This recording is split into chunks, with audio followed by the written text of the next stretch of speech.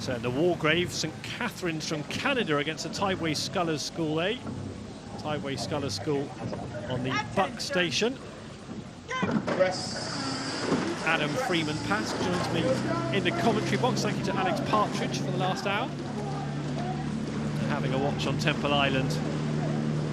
Keeping a close eye on what's going on in this Wargrave Challenge Cup heat. Tideway Scullers School have taken the advantage. They've done that very cleanly. Moved away from the pontoons in the red and yellow to the right. Adam, good morning.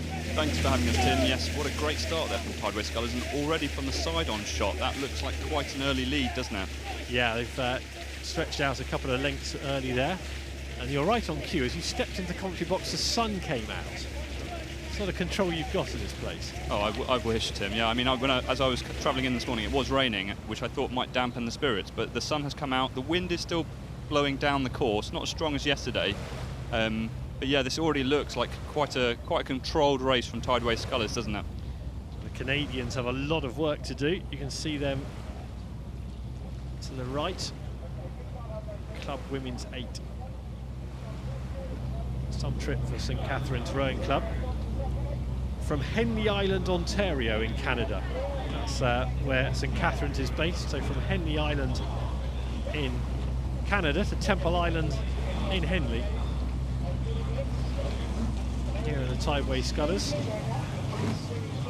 And they'll be confident. They've actually dropped the stroke rate right down, haven't they? Even in this early stage of the race, they've taken such a good lead here. They can relax and do what they do.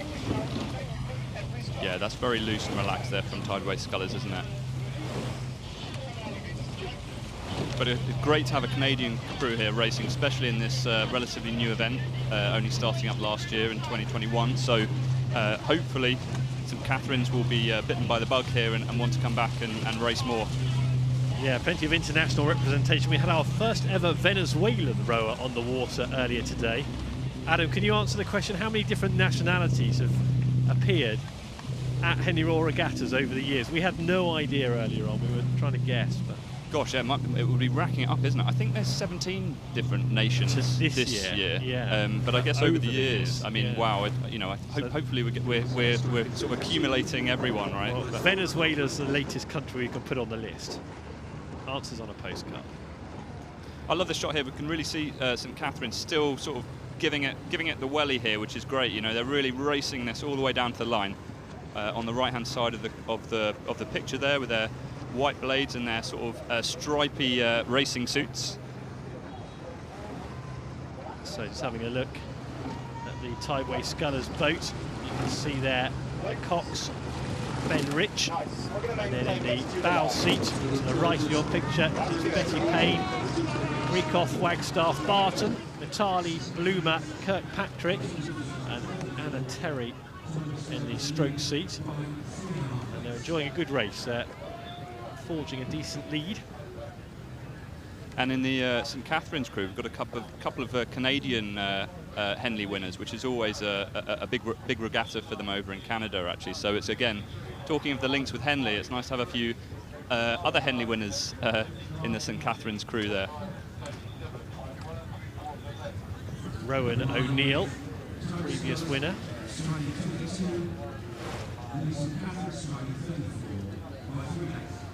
Well, they're moving nicely, but they might struggle because the race is coming to an end for St Catharines Rowing Club of Canada. The Tideway Scullers School A will be very happy to beat international opposition at Henley.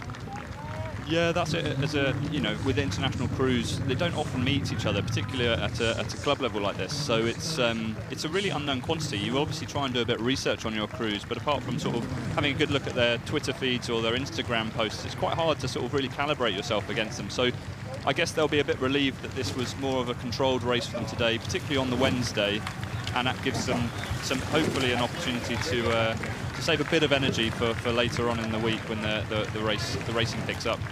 But St Catharines there still looking great, still racing hard, which is great to see. So the Tideway Scullers School kicking on to later into the week. Excellent Wednesday performance from them, beating St Catharines Rowing Club from Ontario Canada, they'll be able to enjoy the rest of their week in the delights of Henley. I hope they do. Yeah, they'll earn a good celebration at Henley for racing here.